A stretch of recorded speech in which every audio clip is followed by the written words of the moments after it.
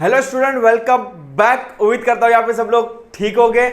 यहाँ पे already first chapters आपका फाइनल अकाउंट्स ऑलरेडी खत्म कर चुका हूँ। उसके अपन ने थियरी कंसेप्ट तो पढ़े और 20 क्वेश्चंस पढ़े। अपन ने कितने पढ़े? 20 क्वेश्चन सॉल्व किए हैं। सो प्लीज बच्चे लोग, मतलब आपके जो बुक्स के अंदर एक्सरसाइज वाले भी थे और जो इलस्ट्रेशन वाले थे, सॉल्व और अनसॉल्व दोनों 20 क्वेश्चन मैंने क्या किया, कंप्लीट कर दिया है।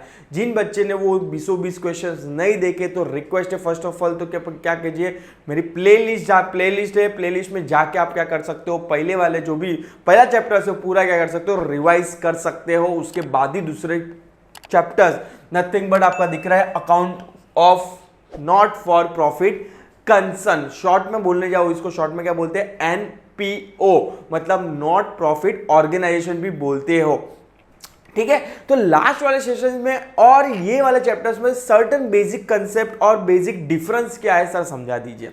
लास्ट वाले अपन ने जब भी फाइनल अकाउंट्स पढ़ रहे थे तभी मेन मोटो जो पार्टनरशिप फॉर्म का था वो क्या था, टू अर्न अ प्रॉफिट। क्या था? To earn profit. बट इनके नाम में लिखा है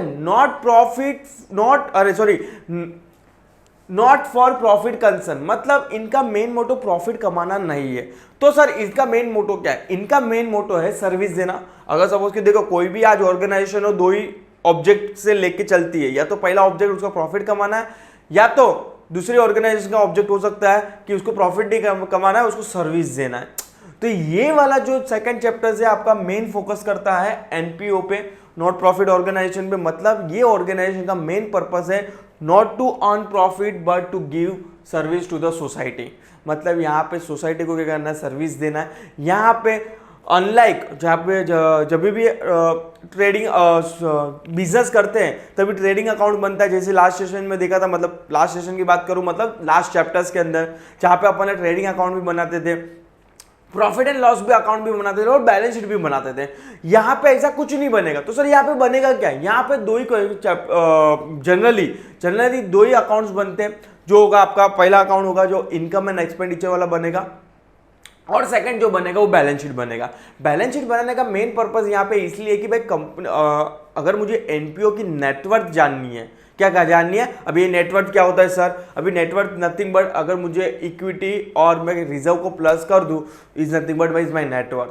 अगर मुझे नेटवर्थ जाननी है कोई भी ऑर्गेनाइजेशन की हो, प्रॉफिट वाली हो या तो नॉन प्रॉफिट वाली हो, तो उसके लिए बैलेंस शीट बनाना जरूरी है। तो लाइक अपन ने पार्टनरशिप में भी बैलेंस शीट बनाई थी, यहाँ पे भी अपन बैलेंस शीट तो बनाएंगे, बट वहां पे अपन ट्रेडिंग अकाउंट बना देते थे, यहाँ पे ट्रेडिंग अकाउंट बनेगा ही नहीं। सर क्यों? अरे तुम लोग को अभी तो जस्ट बोला कि इन लोग का बिजनेस करने का मेन मोटो नहीं है, ट्रेडिंग करना इज नॉट मेन मोटो, यहाँ पे सर्विस देना इज मेन मोटो। तो ट्रेडिंग होगा ही नहीं तो ट्रेडिंग अकाउंट बना के क्या फायदा है? तो इसलिए यहाँ पे ट्रेडिंग अकाउंट नहीं बनता, बट यहाँ पे generally receipt and payment accounts बनता है। उसके ऑल्टरनेटिवली बात करूँ तो क्या बनता है? Receipt and payment. जैसे जैसे चैप्टर को आगे लेके जाएगा वैसे वैसे डिटेल में पढ़ते जाएंगे। डोंट वरी, जब आप भी पैनिक मत हुई उससे पहले, ठीक है? तो आज मैं थियरी पोर्शन क्या करूंगा, कवर करूंगा। देखो theory is very very important. अगर आपने थियरी को लीनियंट ले लिया तो मतलब एनपीओ इज वेरी डिफिकल्ट। तुम लोग को मेरा एक्सपीरियंस भी मैंने शेयर कर दिया था कि जहां पे मुझे 100 आउट ऑफ 100 आने के चांसेस थे, एनपीओ ने मेरी गेम बिगाड़ दी। एमपीओ ने ही मेरी गेम क्या किया, पूरी बिगाड़ दी थी। जहां पे मेरा टैली नहीं हुआ और मेरा पूरा जो 9 मार्क्स का डिफरेंस, मतलब not only NPO, because of the others मेरे ऑब्जेक्टिव्स भी रॉन्ग थे एनपीओ के रिलेटेड। तो इसलिए थियरी को समझना इज वेरी इंपॉर्टेंट है।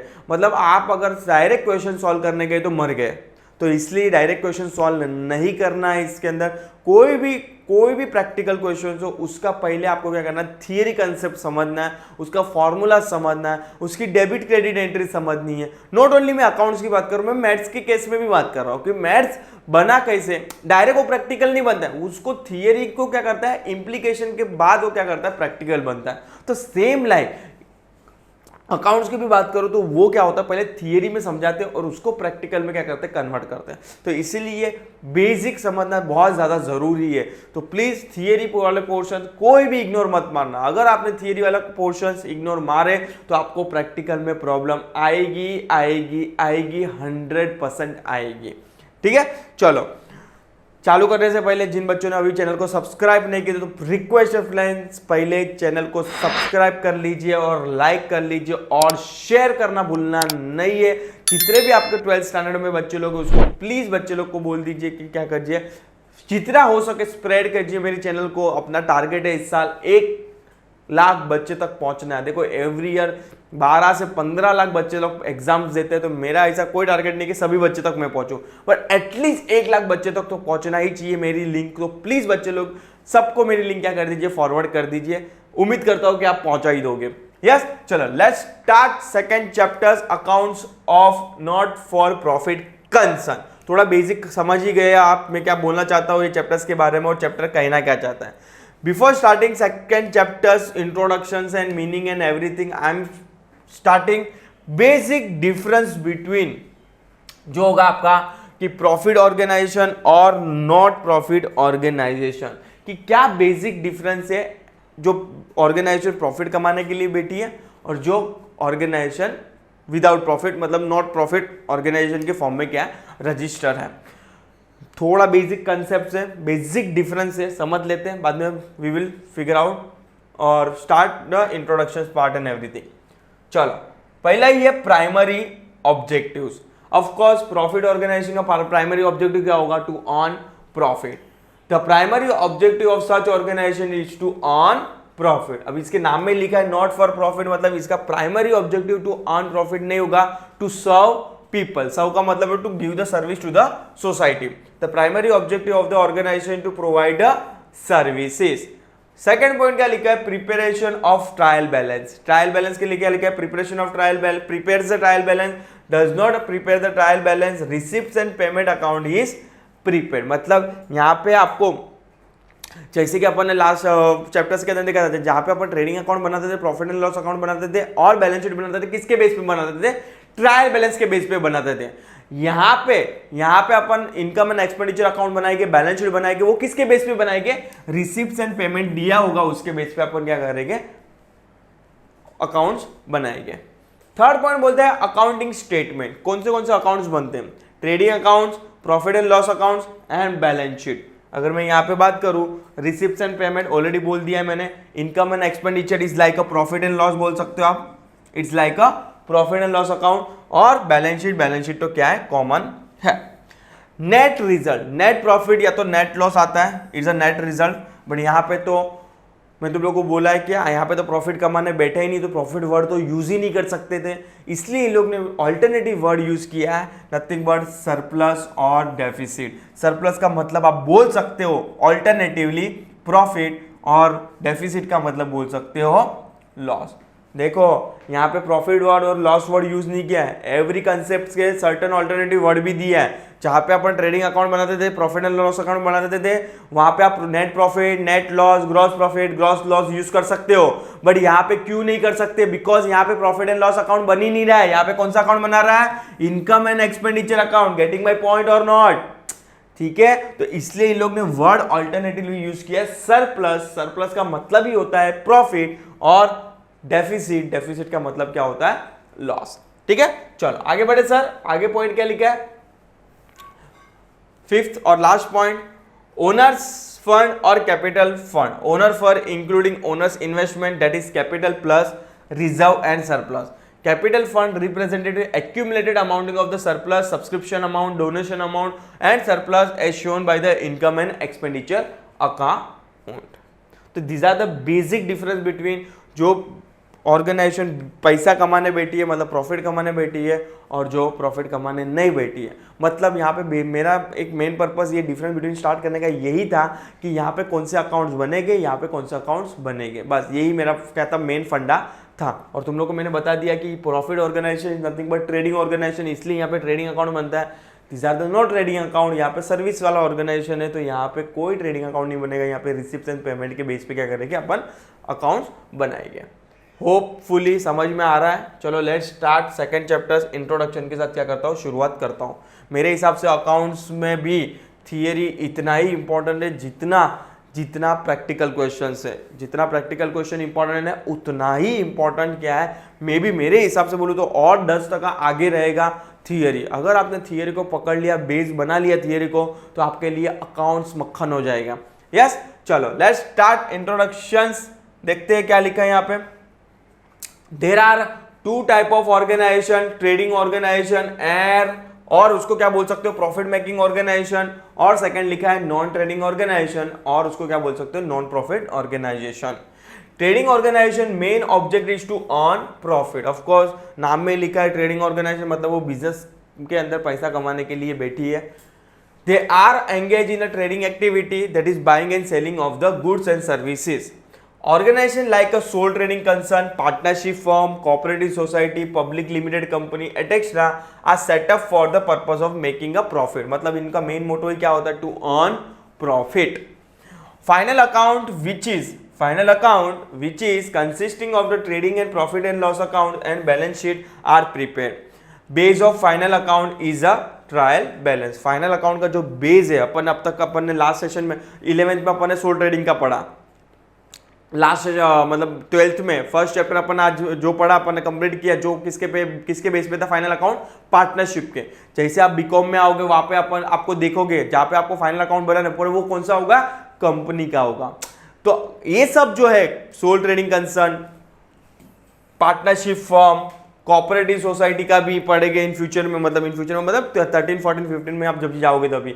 पब्लिक लिमिटेड कंपनी का उनका जो बेस है फाइनल अकाउंट का, वो कौन सा बेस है, trial balance is a base. Not for profit organisation main aim to give the service to the its member and to the society at a large. इन लोग का non profit organisation main purpose होता है to serve the people. They are not form for the profit making, मतलब इनका main motto ये नहीं होता है। जब भी फॉर्मेशन होता है, इनकॉर्पोरेशन होता है, as a NPO, as a section 8 company बोलते हैं as per the companies act 2013 के हिसाब से, जो चैरिटेबल पर्पस के लिए क्या होते हैं, इनकॉर्पोरेट होती है। They do not carry any trading activity और manufacturing activity.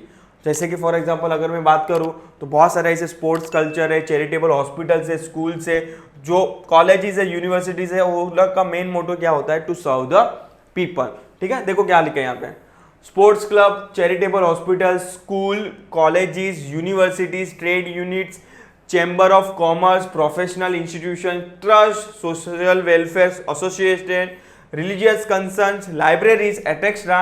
are the example of the not for profit concern. Their main objective is to give the service to the member.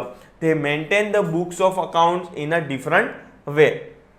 As their motive is not for to earn a profit and not for profit concern, do not prepare the profit and loss account. Instead, they prepare the income and expenditure account. जो मैंने तुम लोग को अभी just different between में पढ़ाया था कि अगर इनका मेन मोटो प्रॉफिट कमाना नहीं है तो यहाँ पे प्रॉफिट एंड लॉस अकाउंट बनेगा ही नहीं। यहाँ पे कौन सा अकाउंट बनेगा, इनकम एंड एक्सपेंडिचर अकाउंट बनेगा। Similarly, they do not prepare the trial balance, but they prepare the receipts and payment account.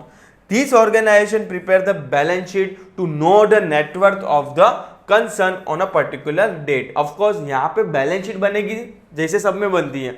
Soul trading में भी अपन ने देखा था, 11th में, 12th में अपन ने फाइनल अकाउंट में, पार्टनरशिप फाइनल अकाउंट में भी देखा, सब में क्या बन रहा है, बैलेंस शीट तो कॉमन बन रही है। बैलेंस शीट बनने का मेन पर्पस ये होता है कि कंपनी की नेटवर्थ कितनी है। तो same like non profit organisation में भी बनेगा, बट उसका मेन पर्पस है to know the net worth of the company.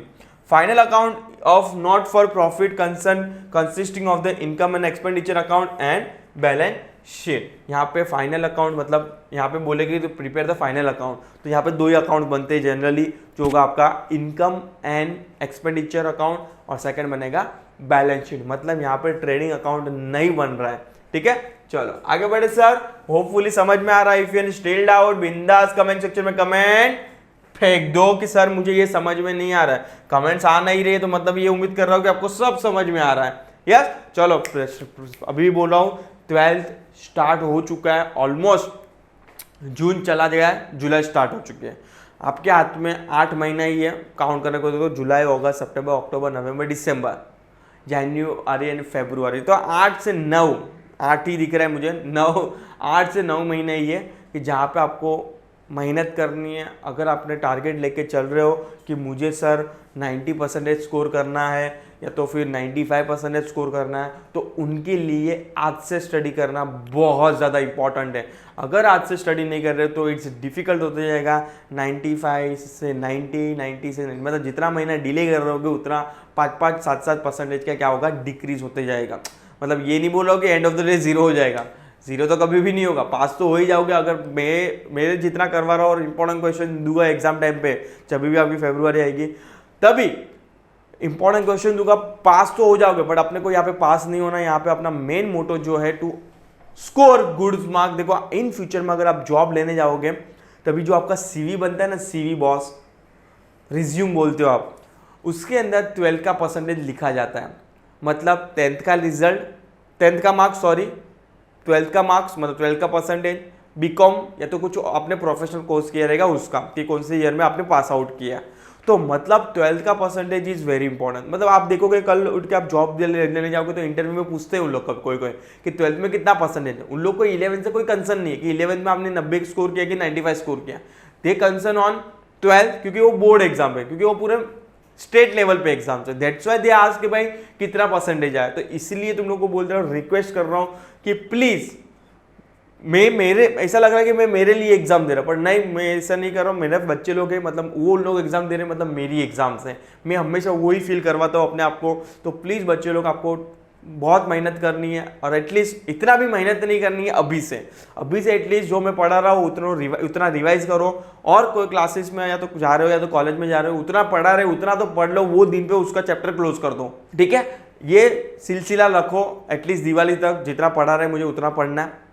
Diwali के बाद आपको बहुत मेहनत करनी है, बहुत मतलब दिन रात एक कर देना है, एटलीस्ट 8-8, 10-10 घंटा पढ़ना है, एटलीस्ट 8-8 घंटा पढ़ना है अगर आपको 90-95% क्या करना है, स्कोर करना है तो, ठीक है।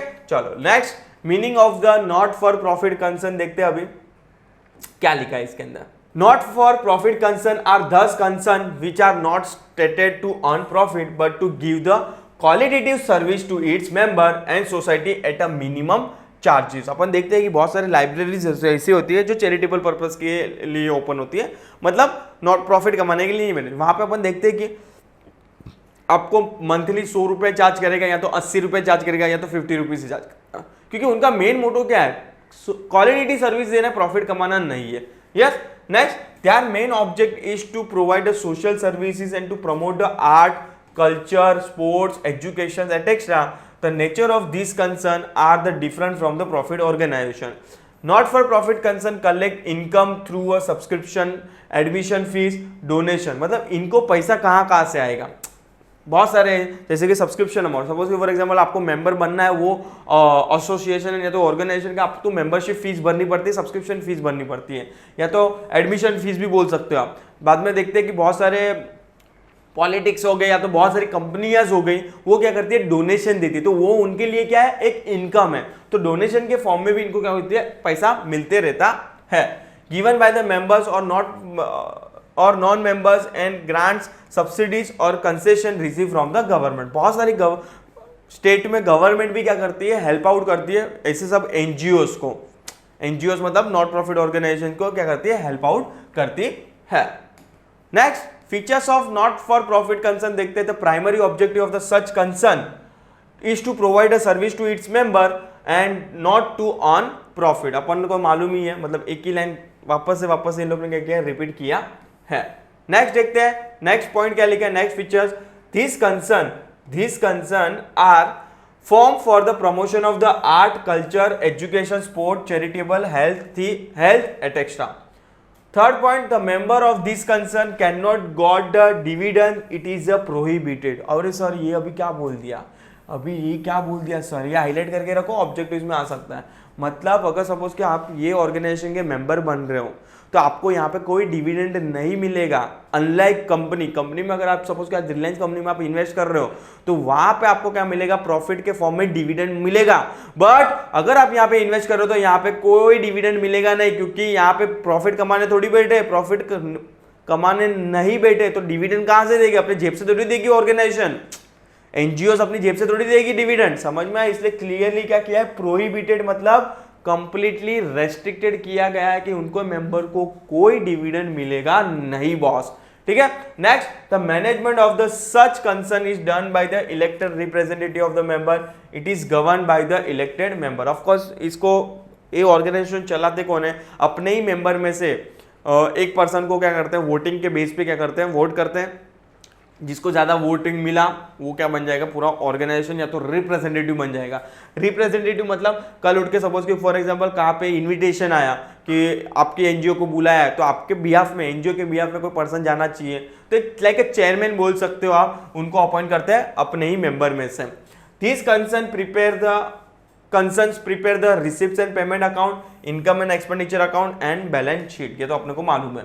और लास्ट पॉइंट लिखा है, capital fund is created by the such concern, it is a made up of the entrance fees, surplus, legacies and donations specially receive for the capital fund. So ये हो जाएगा certain basic features of the NPO और NGO बोल सकते हो। चलो आगे बढ़ते हैं, और आई थिंक सो ये वाला लास्ट वाला कवर करते हैं। यस, ये लास्ट पॉइंट यहाँ पे कवर करते हैं, और यहाँ पे ये वाला वीडियो को क्या करेंगे अपन, स्टॉप करेंगे ये सेशंस को।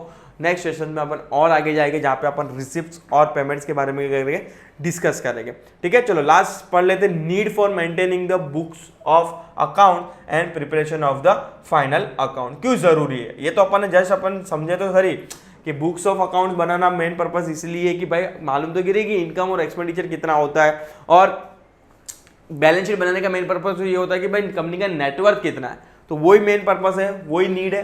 देखते हैं, not for profit concern are not engage in a trading activity, that's why it's not prepare trading account. Mostly they deal with the public money. These concern collect the money such as the subscriptions, donations, grants, entrance fees, etc. from the public.